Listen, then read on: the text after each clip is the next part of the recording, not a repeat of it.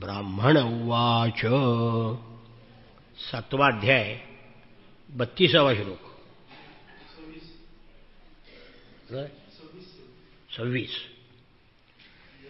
26वा यदुरवाच कुतो बुद्धिरियं ब्रह्मन् अकर्तुः सुविशारदा यामासाद्य भवान् लोकं विद्वांश्चरति बालवत्।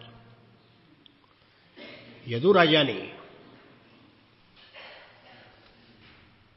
एक त्रिकालज्ञ तरुण अवधूत म्हणजे संन्याशी निर्भयपणे विहार करताना पाहिला. त्याला विचारलं की हे अवधूता, आपण कर्म तर काही करीत नाहीत, मग आपल्याला ही चतुर्बुद्धी कोठून प्राप्त झाली, हिच्यामुळे आपण विद्वान असून सुद्धा लहान मुलाप्रमाणे जगामध्ये वावरत असता. असं दिसतं की माणसं आयुष्य, यश, संपत्ती, मोक्ष यांची इच्छा मनामध्ये धरून धर्म, अर्थ, काम आणि तत्वजिज्ञासेमध्ये प्रवृत्त होतात. आपण मात्र काहीही करत नाही, अमृतमधुर बोलता, वेडा, उन्मत्त, पिशाच्य यासारखं राहता, काहीही करत नाही, काहीही इच्छा करीत नाही.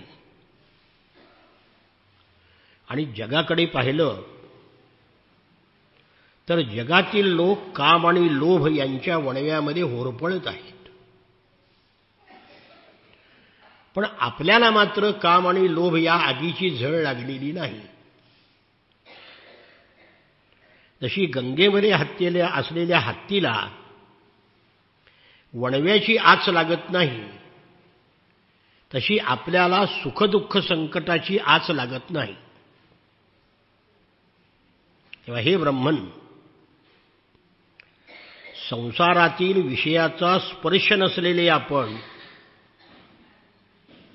केवळ एकटे असून आनंदी कसे? आपल्याजवळ काहीच नाही आणि आपण आनंदी कशी? आमच्यापाशी सगळं आहे तरी आम्ही दुःखी आहेत. भगवान म्हणाले, ब्राह्मण भक्त शुद्ध बुद्धी यदूने त्या श्रेष्ठ ब्राह्मणाचा सत्कार केला आणि त्याला हा प्रश्न विचारला. नंतर मान खाली घालून मस्तक लावून त्याच्यासमोर उभा राहिला आणि मग अवधूतांनी त्याचं उत्तर दिलं. आता अवधूत आहे म्हणून दत्तात्रय म्हणतात एवढंच. प्रत्यक्षामध्ये इथे दत्तात्रय हे नाव नाहीये, पण अवधूत हा शब्द आपण दत्तात्रयानं वापरतो. म्हणून यदुराजा आणि गुरुदत्तात्रय यांचा संवाद असं याला म्हणतात.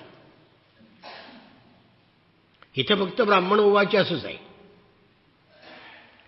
संति मे गुरवो राजन बहवो बुद्ध्युपाश्रिताः यतो बुद्धिमुपादाय मुक्तोटामीह तान् शृणु.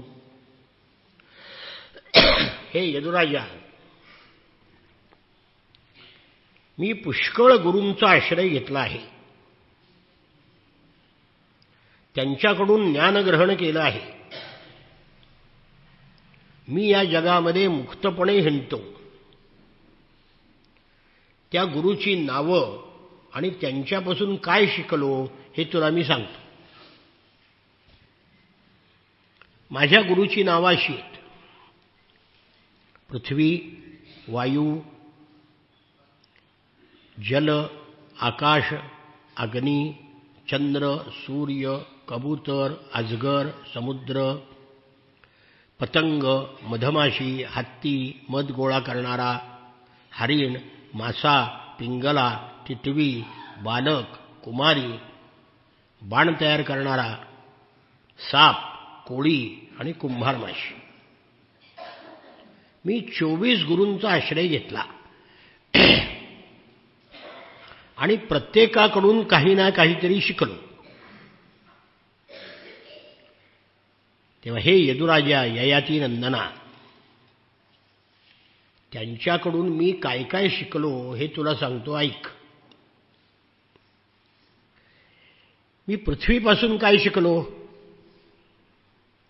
पृथ्वीला लोकांनी कितीही त्रास दिला, तुडवलं, तरी ती सहन करते.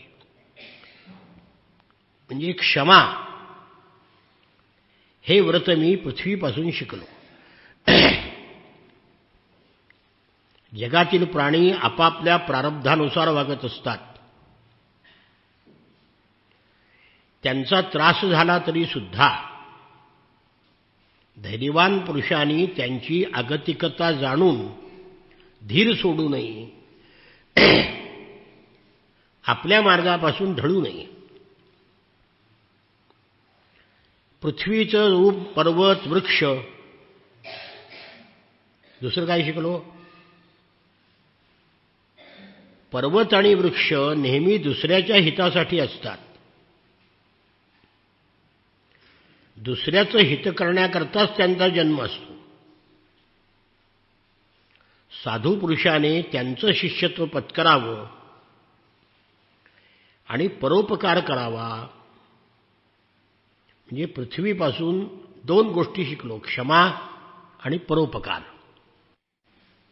यातला एक एक गुण एकेका प्रवचनाचा विषय आहे. त्याला चातुर्मास पुरायचा नाही. 24 गुरुला जर 24 दिवस लागले तर राहिलेलं भागवत सांगायचे का? म्हणून आपल्याला नाईलाजाने थोडक्यात सांगावं लागतं. सप्त्यात कुणी सांगतच नाहीत. प्राणवायू दुसरा गुरु. पृथ्वी आणि वायू कोणत्याही आहाराने संतुष्ट होतो. तसं साधकाने इंद्रियांना आवडणारे विषय न घेता शरीर निर्वाहासाठी आवश्यक तेवढे घ्यावे. थोडक्यात, ज्यामुळे ज्ञान नष्ट होणार नाही, मन चंचल होणार नाही, वाणी निरसक बडबड करणार नाही, हे पाहावं. त्या पहिली गोष्ट, प्राणवायूला काहीही मिळालं तरी संतुष्ट आहे तो. गोड मिळाले, कडू मिळाले, तिखट मिळाले, आंबट मिळाले, असं प्राणवायू म्हणतो का? तसं माणसाने मिळेल त्याच्यावर संतुष्ट असावं. पानात पडेल ते खावं. हमकच झाले तेच नाही, हेच आवडत नाही, तेच आवडत नाही. मी खातो का नाही विचारावं ऐकलो. कधी विचारतो का? कधी का वाढले? उदरभरण नो हे जाणीजे यज्ञ कर्म. करायचंय काय? निम्मी संसारातली भांडणं जेवण्यावर होतात. म्हणून जे मिळेल त्यात संतुष्ट असावं. वायू दुसरं काय शिकलो? अनेक पदार्थावरून वारा वाहतो, पण कुठेही आसक्त होत नाही, कोणाचाही गुणदोष घेत नाही. त्याप्रमाणे योग्याने वेगवेगळ्या गुणधर्माच्या विषयाकडे जावे लागले तरी त्यामध्ये आसक्त होऊ नये किंवा कोणाचे गुणदोष पाहू नयेत. पृथ्वीवर उत्पन्न झालेल्या पदार्थाचा संपर्क झाला की वायू त्याचा वास वाहून नेतो, पण तो वास त्याला चिकटत नाही. तसं योग्यानी आधी व्याधी, तहान, भूक सहन करावं, पण त्याच्यापासून अलिप्त असावं. म्हणजे वायूपासून अल्पसंतुष्टता, इतरांचे गुणदोष न पाहणे, न घेणे आणि अलिप्त असणे हे गुण घ्यावे. आकाशाला मी गुरु केलं. आकाश कसं आहे? अलिप्त आहे. त्याप्रमाणे साधकाने ब्रह्मस्वरूपाने सर्वत्र असलो तरी सर्वापासून अलिप्त असावं. आकाशामध्ये ढग येतात जातात, त्या ढगाचा रंग आकाशाला लागत नाही.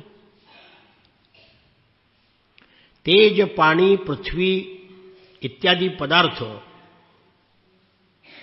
वाऱ्याने ढकललेले ढग, धूळ इत्यादी पदार्थ आकाशात असतात,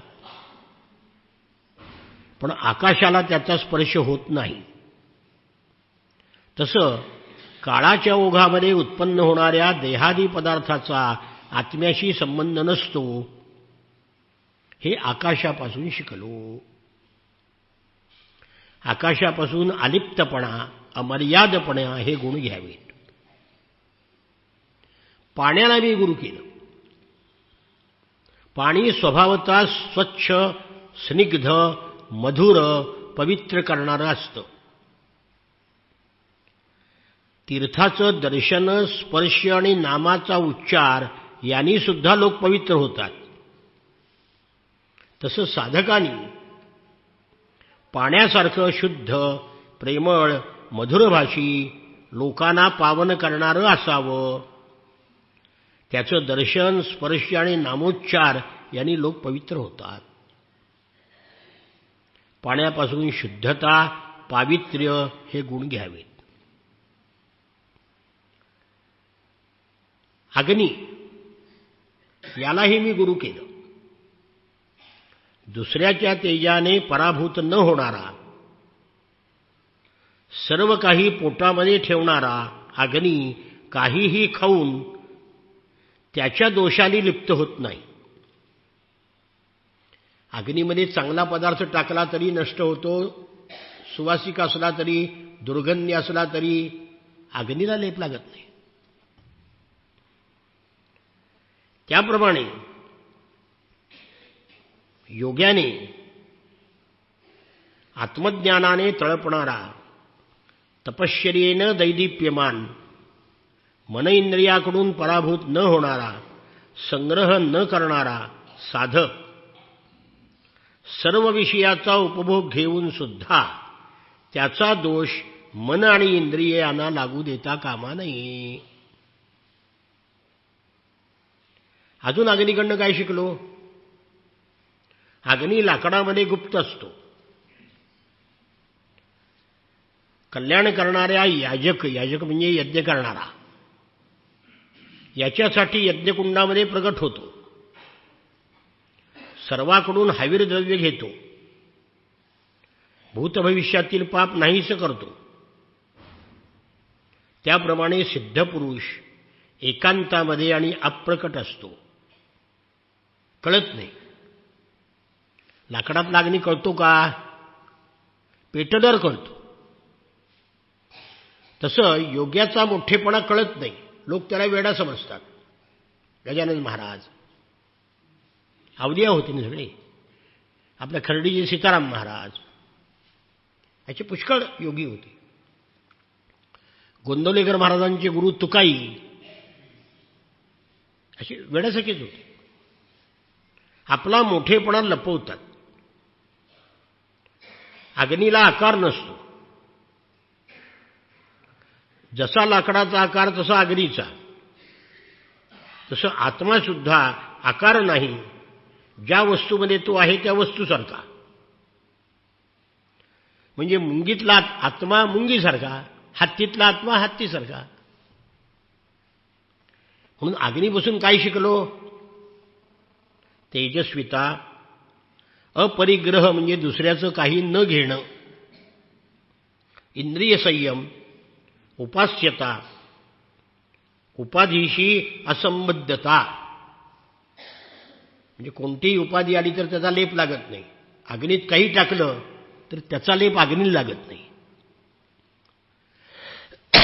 त्यानंतर चंद्र हा गुरु केलाय. काळाची गती जाणली जाऊ शकत नाही. त्या काळाच्या प्रभावाने चंद्राच्या कला कमी जास्त होतात. तरी चंद्र चंद्रच असतो. तसं जन्मल्यापासून मरेतोपर्यंत शरीराच्या अवस्था कमी जास्त होतात. बालपण, कुमारवय, तरुणपण, शरीर कितीही बदललं तरी आत्म्याशी संबंध नसतो. मग चंद्रापासून हा गुण घ्यावा की देहामध्ये बदल झाला तरी आत्म्यात होत नाही. चंद्राच्या कलेत बदल झाला तरी चंद्रात होत नाही. अग्नीची ज्वाळा हिलाही गुरु केलं. अग्नी वेगळा आणि अग्नीची ज्वाळा वेगळी. अग्नीची ज्वाळा किंवा ज्योत क्षणाक्षणाला उत्पन्न होते आणि क्षणाक्षणाला नष्ट होते, पण कळत नाही. तसं वेगवान काळामुळे प्राण्याच्या शरीराची क्षणाक्षणाला उत्पत्ती होते, क्षणाक्षणाला विनाश होतो, पण तो लक्षात येत नाही. अग्नीची ज्वाळा किंवा दिव्याच्या ज्योतीपासून प्रकृती विनाशी आहे हे जाणावं. एक तासाने आपण घरी गेलो की एक तासाने म्हातारे झालो. आयुष्यातला एक तास संपला. सूर्याला आम्ही गुरु केलं. सूर्य आपल्या किरणांनी पृथ्वीवरील पाणी शोषून घेतो आणि पावसाळ्यामध्ये ते पृथ्वीला परत देतो. तसं योगी इंद्रियाच्या द्वारे विषय ग्रहण करतो आणि योग्य समयी त्याचे दान सुद्धा करून टाकतो. त्या विषयामध्ये तो आसक्त होत नाही. दुसरा गुण, पाण्याच्या निरनिराळ्या पात्रामध्ये सूर्याची निरनिराळी प्रतिबिंब दिसतात. जितकी पात्र जितके सूर्य दिसतात. त्यामुळे उपाधीच्या भेदामुळे प्रत्येक व्यक्तीमधला आत्मा वेगवेगळा असतो. प्रत्येक पात्रात वेगळं प्रतिबिंब दिसलं म्हणून वेगळा सूर्य आहे का? तसं प्रत्येक प्राण्यात वेगळा आत्मा आहे म्हणून आत्मा वेगळा आहे का? आत्मा एकच आहे. मी कबुतराला गुरु केलं. काय शिकलो? नातिस्नेह प्रसंगो वा कर्तव्य क्वापि केनचित् कुर्वन् विन्देत संतापम कपोत इव दीनधीः. कधीही कोणाशीही अतिप्रेम करू नये, अति आसक्ती ठेवू नये, नाही तर त्या माणसाची बुद्धी दीनवाणी होते आणि कबुतराप्रमाणे त्याला यातना सहन कराव्या लागतात. यदुराजा एका जंगलामध्ये एक कपोत झाडावर आपलं घरटं बांधून राहत होता. तो आणि त्याची मादी यांचं प्रेम वाढत होतं. हे कपोत म्हणजे आपणच आहोत. नाव कपोतच आहे. प्रत्येकजण आपण कपोतच आहोत. एकमेकाबद्दल तेजस्वी नेहमी स्नेह वाढत होता. दाम्पत्य धर्मानुसार एकमेकांनी दृष्टीने दृष्टीला, अंगाने अंगाला, बुद्धीने बुद्धीला जखडून टाकलं होतं. एकमेकावर एवढं प्रेम होतं की बरोबर झोपत, बरोबर बसत, बरोबर हिंडत फिरत, थांबत, गोष्टी करत, खेळत, खात पीत. हे राजा, मन ताब्यामध्ये नसलेला तो कबूतर त्या कबुतरीला जे हवं असेल कितीही कष्ट पडले तरी आणून देत होता. ती सुद्धा त्याची कामना पूर्ण करत होती. कालांतराने त्या कबुतरीला पहिल्यांदा गर्भ राहिला. तिने अंडी घातली. त्यातून योग्य वेळी पिलं बाहेर पडली. ती पिलावर अतिशय प्रेम करू लागली. उत्साही पिलं सुकुमार पावलांनी जेव्हा आईवडिलांना खेटून बसत, पूजन करीत, सुंदर खोड्या करीत, लुटूलुटुआ करत आईबापाकडे चालत येत, हे नाव कबुतराचं हे सगळं आपलं वर्णन आहे. त्यांना आनंद होत असे. भगवंताच्या मायेनं ते मोहित झाले. लहान पिलाच्या पालनपोषणामध्ये गुंतून गेले.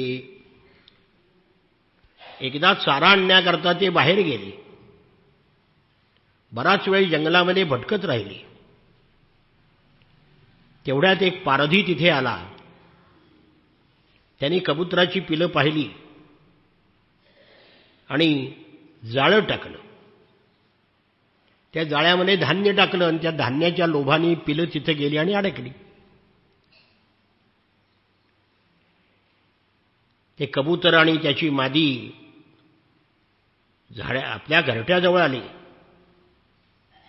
पाहिलं तर पिलं जाळ्यामध्ये अडकलेली. कबुतरीला इतकं दुःख झालं की दुःखाच्या आवेगामध्ये रडत रडत तिने जाळ्यामध्ये उडी टाकली आणि अडकली. भगवंताच्या मायेनं दुःखी झालेली ती पिलाच्या स्नेहरज्जूनी घट्ट बांधली गेली होती. आपली पिलं जाळ्यात अडकलेली पाहून तीही अडकली.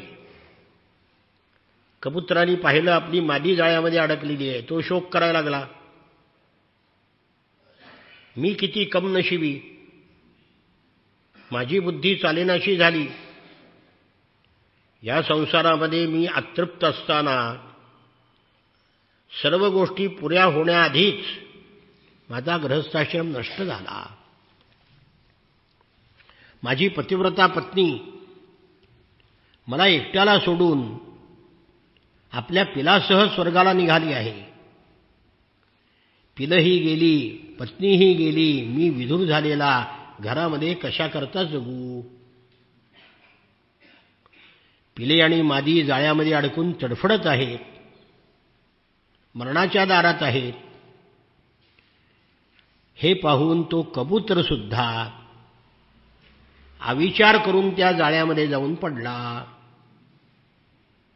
तो क्रूर पारधी कबुतराचं जोडपं त्यांची पिलं मिळाल्यामुळे आपलं काम झालं म्हणून त्यांना घेऊन घरी गेला. राजा, मी कबुतरापासून काय शिकलो?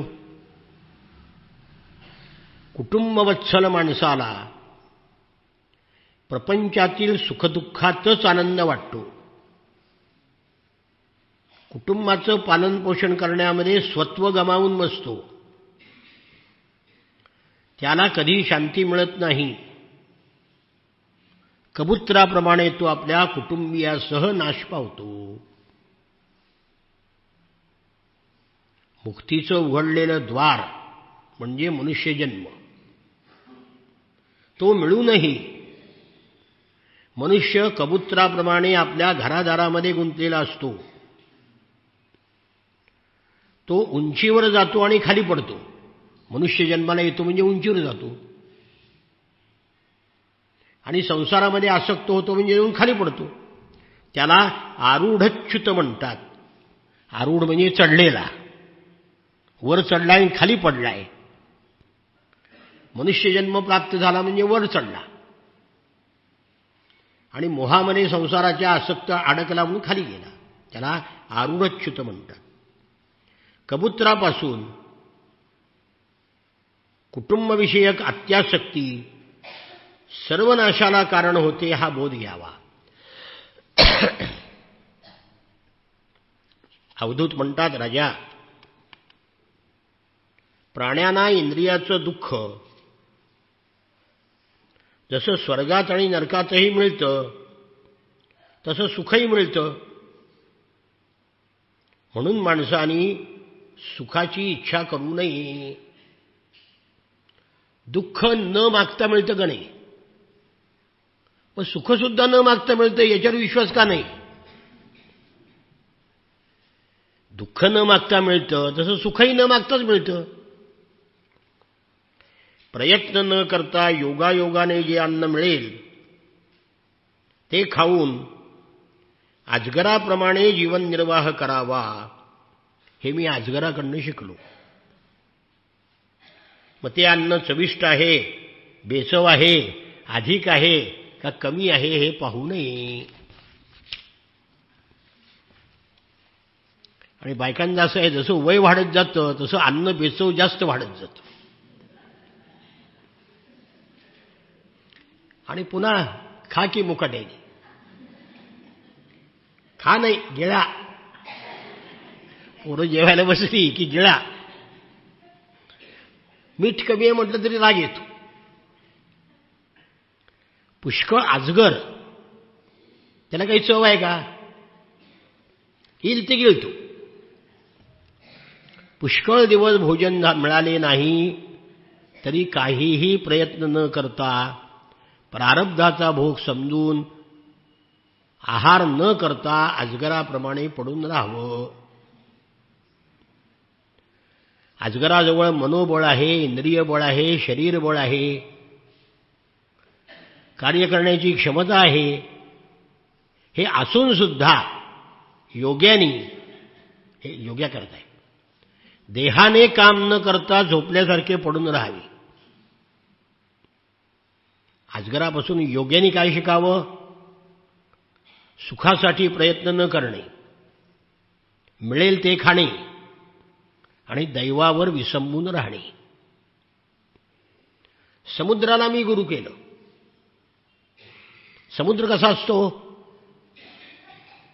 बाहेरून प्रसन्न, आत गंभीर असतो, अथांग असतो. तो ओलांडता येत नाही, त्याचा अंत लागत नाही, त्याला प्रक्षुब्ध करता येत नाही. त्याप्रमाणे योग्यानी बाहेरून प्रसन्न आणि आतून गंभीर असावं.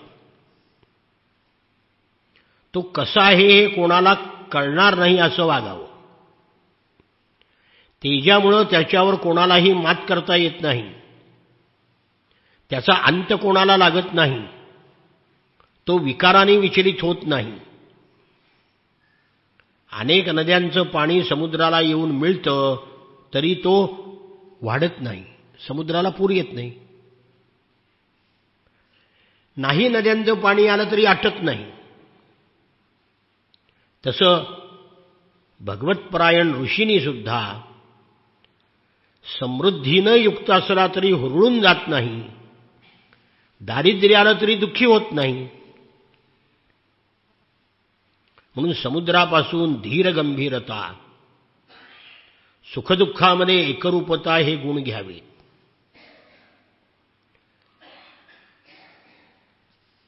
हे अवधूता, पतंगाला मी गुरु केलं. पतंग नावाचा कीटक की जो दिव्यावर झेप घेतो. आगीच्या मोहात सापडून आगीवर प्रेम करून तो मरतो. तसं इंद्रिय ताब्यात नसलेला मुनी देवमायारूप स्त्रीला पाहून तिच्या विलासांना भुलून घोर नरकात पडतो. स्त्री, सुवर्ण, अलंकार, वस्त्र हे मायेनं निर्माण केलेले पदार्थ आहेत. त्याचा उपभोग घ्यावा या बुद्धीनं आसक्त झालेला मूर्ख मनुष्य त्याच्या पायात आपला विवेक घालवून बसतो आणि पतंगाप्रमाणे त्यामध्ये पडून आपला सर्वनाश करून घेतो. म्हणून मायेनं निर्माण केलेल्या पदार्थामध्ये आसक्त होऊ नये हे पतंगाकडून शिकावं. भ्रमराला मी गुरु केलं. भ्रमर अनेक फुलावर जातो, फुलाला पीडा न देता रसग्रहण करतो. तसं मुनींनी थोडं थोडं अन्न अनेक घरातून मागून आणावं आणि त्या योगे उपजीविका करावी, म्हणजे अन्न देणारालाही कष्ट वाटत नाही. हा एक. भ्रमर जसा सगळ्या फुलातून मध गोळा करतो, सार गोळा करतो, तसं मुनीनं लहान मोठ्या शास्त्रातून सार ग्रहण करावं. मुनीनं सायंकाळसाठी दुसऱ्या दिवसासाठी भिक्षेचं अन्न शिल्लक ठेवू नये. भिक्षा घेण्यासाठी पात्राऐवजी फक्त हात आणि ठेवण्यासाठी फक्त पोटच असावे. हे कुठे शिकलो? मधमाशी. मधमाशी मध गोळा करते, पोळं बांधते आणि तो साठवल्यानंतर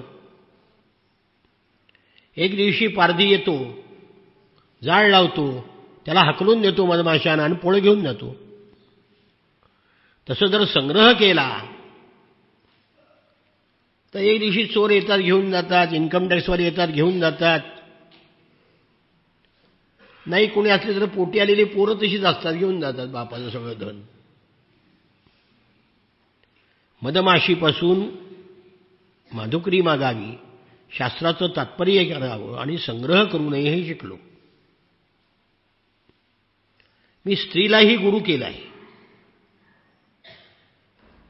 योग्याने लाकडाच्या स्त्रीला सुद्धा कधी पायाने सुद्धा स्पर्श करू नये. आपल्या आईबरोबर, मुलीबरोबर, बहिणीबरोबर एका आसनावर बसू नये असं मनुस्मृतीने सांगितलंय. मग एकत्र शिक्षण हा मूर्खपणा आहे सध्याचा. मुलामुलींनी एकत्र शिकणं हे म्हणजे अनाचाराची पहिली पायरी आहे. पण कोण ऐकणार? सांगणाऱ्याला आम्हाला लोक मूर्ख म्हणतील, कारण त्या मूर्खांना सगळं जगच मूर्ख वाटतं. इथं म्हटलंय की लाकडाच्या स्त्रीला पायाने सुद्धा स्पर्श करू नये. हे मी हत्तीकडून शिकलो. हत्तीला पकडायला काय करतात? खड्डा खणतात, त्याच्यावर फळी ठेवतात आणि त्याच्यावर रंग दिलेली हत्तीण उभी करतात लाकडाची. संध्याकाळच्या धुसर प्रकाशामध्ये हत्तीला वाटते ही हत्तीण आहे, म्हणून तिला स्पर्श करायला तो जातो आणि त्या खड्ड्यामध्ये पडून सापडतो. म्हणून साक्षात मृत्यू अशा स्त्रीला विवेकी पुरुषाने कधीही जवळ करू नये. दुसरं, हत्तीणीमध्ये आसक्त झालेला हत्ती दुसऱ्या बलवान हत्तीकडून मारला जातो. म्हणून हत्तीपासून स्त्री संग वर्ज करावा ही शिकवण घ्यावी. मात्रा स्वस्रा दुहित्रा वा नैकशय्या सनो भवेत बलवानपि इंद्रियग्रामो विद्वांसम अपकर्षती. मनुस्मृतीतला श्लोक आहे. आणि गाढवं मनुस्मृती जाळायला निघाली. त्यांच्या बापाने तर वाचली का कधी? अरे वाचा, समजावून घ्या, त्यातलं ज्ञान घ्या. मधमाशीनं मोठ्या कष्टाने जमा केलेला मध त्याच्या आधी मध काढणारा मनुष्यच खातो. तसं माणसानी मोठ्या कष्टाने मिळवलेल्या पैशातून तयार केलेले अन्नपदार्थ त्याच्या आधीच दुसरे जणच भोगतात. हे मध गोळा करणाराकडून मी शिकलो. मी हरणाला गुरु केलं. वनवासी संन्याशाने काय शिकलो हरणाकडून? कधीही गाणं ऐकू नये, कारण पारध्याच्या गीताने मोहित होऊन हरणं सापडतात. असं म्हणतात की पारधी जाळं लावतो आणि गाणं गातो. त्या गाण्याला लुब्ध होऊन तिथं हरणं येतात आणि सापडतात. उदाहरण, हरणीपासून जन्मलेले ऋष्यशृंग मुनी स्त्रियांचे वैशिक गाणे, बजावणे, नाचणे हे पाहून आणि ऐकून वश झाले आणि त्यांच्या हातातील बाहुलं बनले. म्हणून वैषयिक गीते ऐकू नयेत, आजच्या काळात पाहू नयेत, कारण टीव्ही आलाय. पूर्वी रेडिओवर निदान ऐकत तरी होते, तर ऐकणं आणि पाहणं दोन्ही आहे. माशाला मी गुरु केला. मासा जसा गळाला लावलेल्या मांसाच्या तुकड्याच्या लोभाने प्राण गमावतो, काय त्या गळाला मासाचा तुकडा लावलेला असतो, तो खाण्याकरता मासा येतो आणि तो आकडा त्याच्या कल्ल्यात अडकतो आणि मरतो. म्हणून चवदार पदार्थ माणसानी आपल्या जिभेला कधीही सवय लावू नये. चवदार म्हणजे खाण्याच्या चटक लागल्यामुळं मनुष्य त्यामध्ये अडकतो.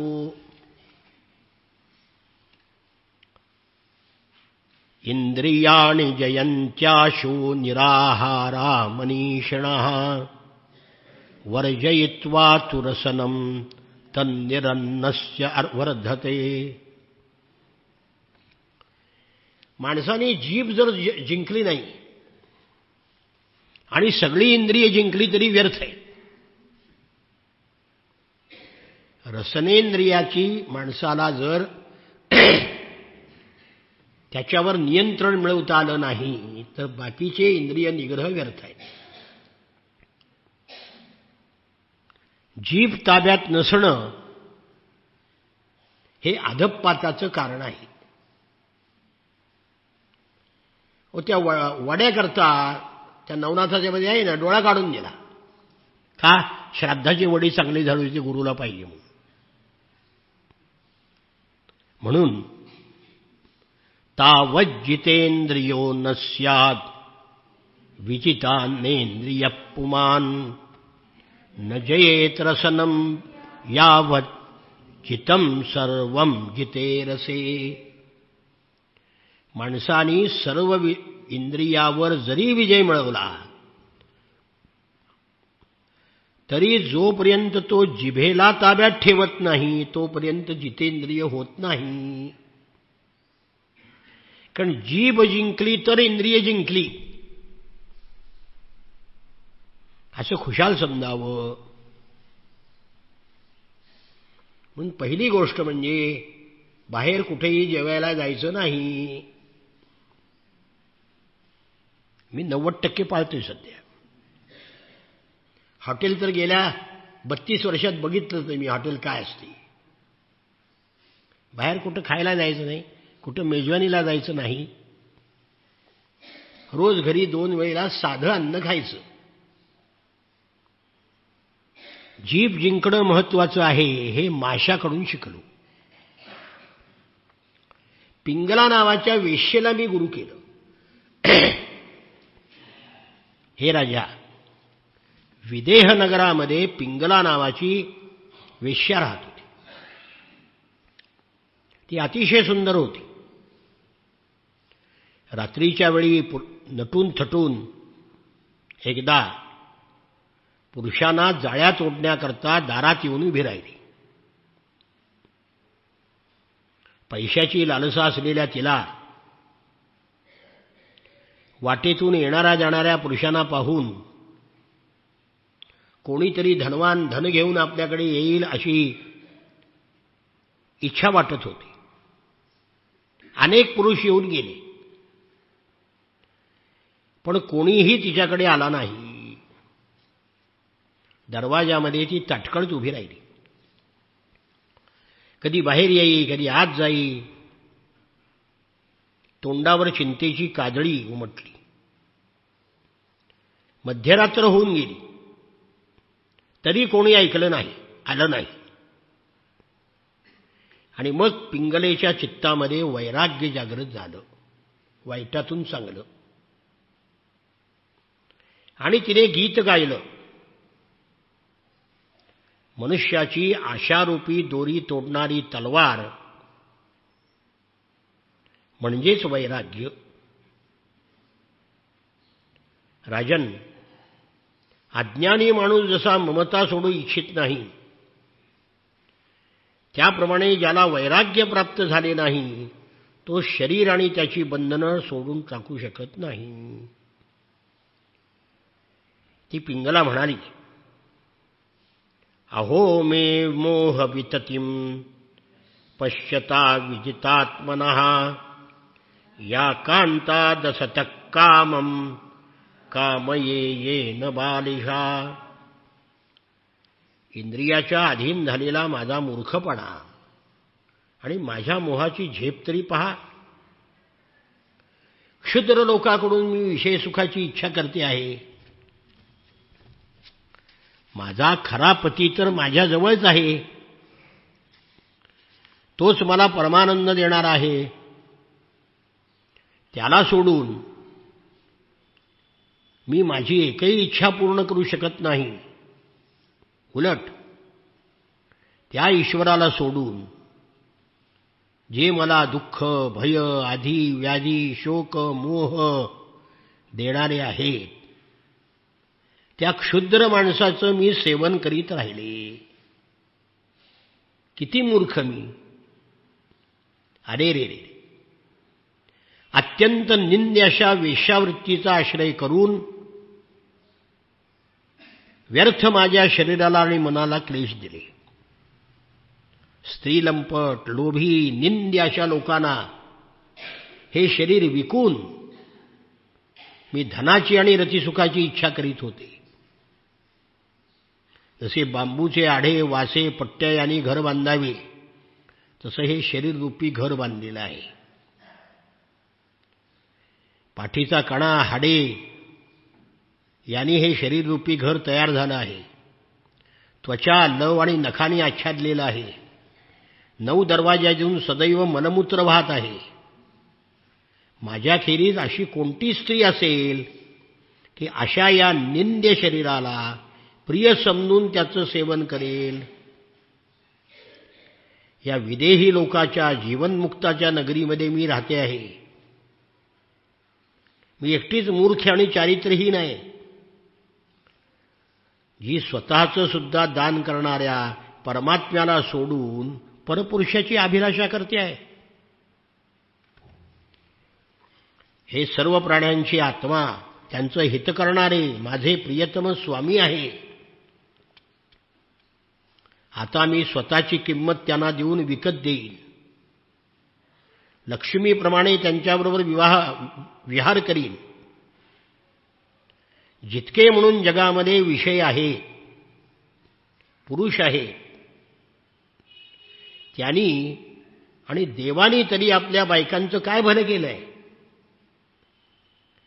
माझ्या कोणत्या तरी शुभकर्मामुळे भगवान विष्णू माझ्यावर प्रसन्न झाले आहेत, म्हणून मला वैराग्य प्राप्त झाले. माझं हे वैराग्यच मुळी सुख देणारं ठरेल. जर मी अभागिनी असली तर मला झालेलं हे दुःख वैराग्याचं कारण ठरलं नसतं. वैराग्यामुळेच मनुष्य संसार बंधन तोडून टाकतो आणि परमशांती मिळवतो. हे भगवंताचे उपकार आहेत. माझ्या मनामध्ये वैराग्य निर्माण झालं, हे भगवंताचे उपकार आहेत.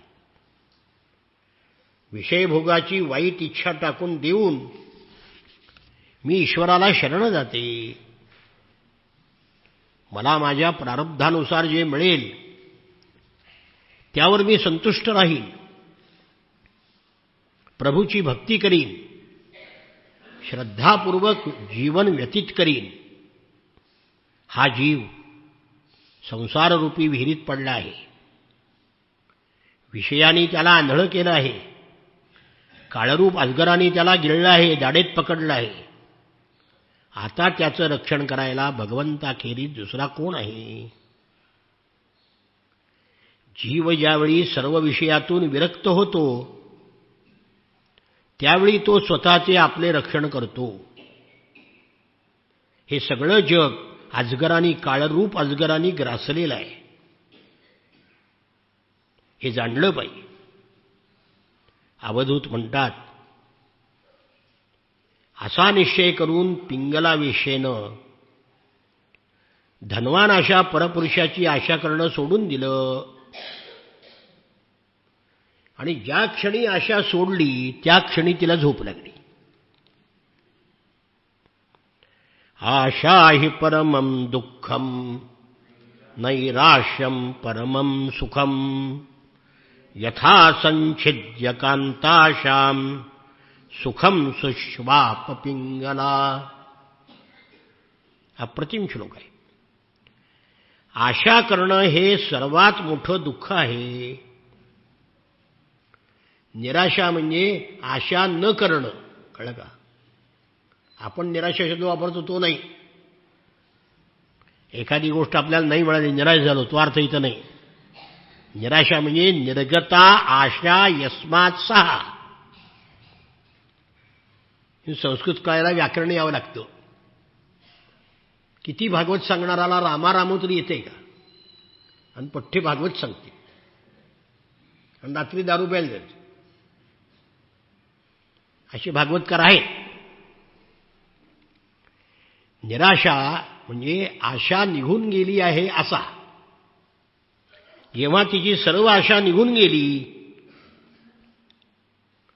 तेव्हा ती सुखाने झोपली. म्हणून पिंगला नावाच्या वेश्येकडून काय शिकलो? आशा करू नये. आशा ही म्हणले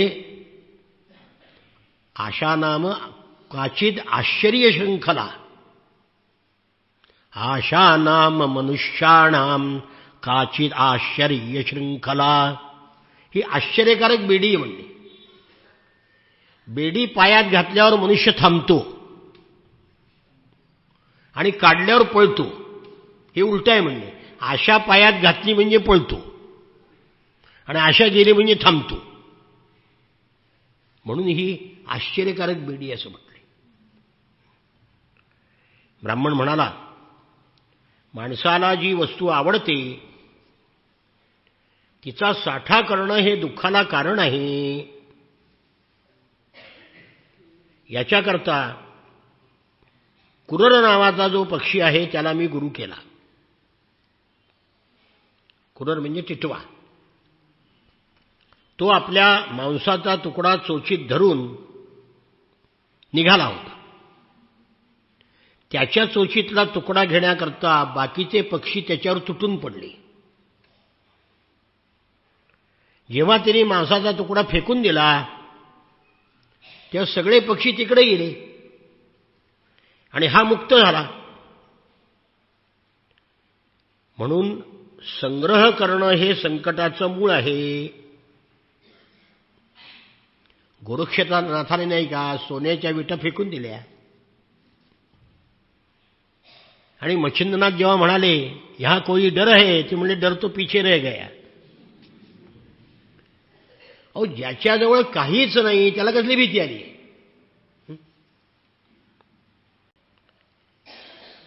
कुरर पक्षाकडून शिकलो की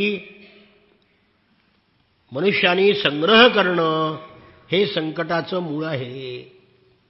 तुमच्यावर कोणीतरी येणार, मारणार, चोऱ्या करणार, खून होणार. मी लहान मुलाला गुरु केलं. लहान मूल स्वतःशीच रममाण असतं. त्याला कोणतीही काळजी नसते. तसा मी सुद्धा आत्मानंदामध्ये मग्न असतो. मान हो अपमान हो त्याचा माझ्यावर परिणाम होत नाही. घर परिवार याची मला काळजी नाही. जगामध्ये फक्त दोनच व्यक्ती चिंतामुक्त आहेत. एक म्हणजे आजाण काही काम न करणारं लहान मूल आणि दुसरा त्रिगुणातीत गेलेला महापुरुष. म्हणून लहान मुलाकडून मी मानापमान न बाळगणं, चिंता न करणं हे गुण घेतले. एका कुमारिकेला मी गुरु केलं. एका कुमारिकेच्या घरी तिला मागणी घालण्याकरता काही लोक आले होते. त्या दिवशी तिच्या घरातील लोक कुठेतरी बाहेर गेले होते. म्हणून तिने सगळ्यांचं आदरातिथ्य करायचं ठरवलं. घरामध्ये काहीच नव्हतं, दारिद्र्य. म्हणून घरातील एका कोपऱ्यामध्ये ती भात कांडू लागली. तिच्या हातातल्या बांगड्या मोठमोठ्यांना वाजू लागल्या. पाहुण्यांना कळलं त्या आवाजाने की यांच्या घरात भात सुद्धा नाही, इतके दरिद्री येते ते निघून जातील. म्हणून तिने एक एक करून हातातल्या सगळ्या बांगड्या जेव्हा काढून टाकल्या, एक एक शिल्लक ठेवली, तेव्हा आवाज यायचा बंद झाला. तेव्हा हे राजा, त्यावेळी मी तिथे जाऊन पोचलो. तो संन्याशी म्हणतो, मी त्या प्रसंगातून काय शिकलो? पुष्कळ लोक जेव्हा एकत्र येतात तेव्हा त्यांच्यामध्ये कलह होतो. दोघं असले तरी सुद्धा गप्पा गोष्टी होतात. म्हणून त्या कुमारिकाच्या बांगडीप्रमाणे एकट्याने राहिलं पाहिजे, तर आवाज होत नाही. या प्रसंगातून मुनीने एकट्याने राहावे हे कळतं. मी एका बाण तयार करणाऱ्याला सुद्धा गुरु केलाय. आसन, श्वास याच्यावर विजय मिळवून वैराग्यवान अभ्यासाने मन ताब्यात आणावं आणि एका लक्ष्यावर ते केंद्रित करावं. परमात्म्यामध्ये मन जेव्हा स्थिर होतं तेव्हा कर्मवासनांची धूळ झटकून जाते, सत्वगुण वाढतो, रजतम नाहीसे होतात आणि शेवटी जसा इंधन नसलेला अग्नी शांत होतो तसं मन शांत होतं. हे मी बाण तयार करणाऱ्या कारागिराकडून शिकलो. एक बाणाकार होता. रस्त्यावर त्याचं दुकान होतं. आपल्या दुकानामध्ये बाण तयार करण्यामध्ये तो इतका मग्न झाला होता की रस्त्याने त्याच्या दुकानावरून राजाची स्वारी गेली सैन्यासह. वाद्य वाजवीत, हत्ती घोड्याचा आवाज, रथाचा गडगडाट, पण त्याला त्याचा पत्ताच लागला नाही. कोणीतरी आला आणि विचारलं, राजाची वरात गेली का इथून? तो म्हणला, माहित नाही मला. कारण बाण करण्यामध्ये तो इतका एकाग्र झाला होता की त्याला कशाचाही पत्ता लागला नाही. म्हणून मुनीने एकट्याने राहावे, कुठेही ममता नसावी, सावध असावं, एकांतामध्ये किंवा गुहेमध्ये राहावं, बाह्यवेशावरून कोणासमोर प्रकट होऊ नये, कमी बोलावं. मी सापापासूनही शिकलोय. सापालाही गुरु केले. उंदराने तयार केलेल्या बिळामध्ये साप आरामात राहतो, तसं साधकाने स्वतः घर बांधू नये. झाडाच्या डोलीमध्ये, झाडाच्या खाली, गुहेमध्ये. याचा अर्थ दुसऱ्याच्या घरामध्ये शिरून त्याला हाकलून देऊन राहावं असं नाही. घरामध्ये राहू नये. निसर्गात जिथे जागा मिळेल तिथं राहावं. आपल्या मायेनं एक नारायण देवानी निर्माण केलेलं हे विश्व शेवटी स्वतःमध्ये विलीन करून सर्वांना आपल्यात घेऊन ते एकमेवा द्वितीय राहिले आहे. तेव्हा हे सर्व जग म्हणजे त्याचंच कार्य आहे. तोच जग निर्माण करतो आणि तोच जग नष्ट करतो, हे कोळी नावाच्या कीटकाकडून शिकलो. कोळी कीटक काय करतो? आपल्या हृदयातून तोंडाच्या द्वारा तंतू बाहेर काढतो, त्याचं जाळं विणतो, त्यामध्ये क्रीडा करतो आणि पुन्हा जाळं गळून टाकतो. तसं परमेश्वर सुद्धा आपल्यापासून जगाची उत्पत्ती करतात, जीवरूपाने विहार करतात आणि प्रलयकाळी आपल्यामध्ये ते लीन करतात. विश्व आणि ब्रह्म एकरूप आहे हे कोळ्याच्या जाळ्यामुळे कळलं. नंतर मनुष्याने जर एकाग्रचित्त केलं, केंद्रित केलं, तर त्याला ते स्वरूप प्राप्त होतं. स्नेहाने, द्वेषाने, बुद्धीने सुद्धा आपलं मन जर तो एकत्र केंद्रित करेल तर त्याला ते रूप प्राप्त होईल. हे कुंभार नावाच्या माशीकडनं शिकलो. ती माशी एखाद्या किड्याला पकडून आणते, भिंतीवर असलेल्या मातीच्या घरामध्ये बंदिस्त करून टाकते, वारंवार येऊन त्याला भूभू करून घाबरवते.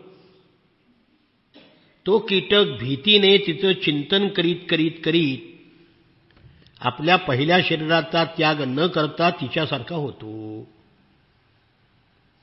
याप्रमाणे कोणत्याही प्रकारे का होईना परमात्म्याचं सतत चिंतन केल्यामुळे मनुष्य परमात्म्याला प्राप्त करतो. हे ज्ञान किड्याकडून शिकलो. राजन, मी इतक्या गुरुकडून हे ज्ञान घेतलं. हा शरीर सुद्धा माझा गुरु आहे. शरीराकडून काय शिकलो हेही तुला सांगतो, ऐक.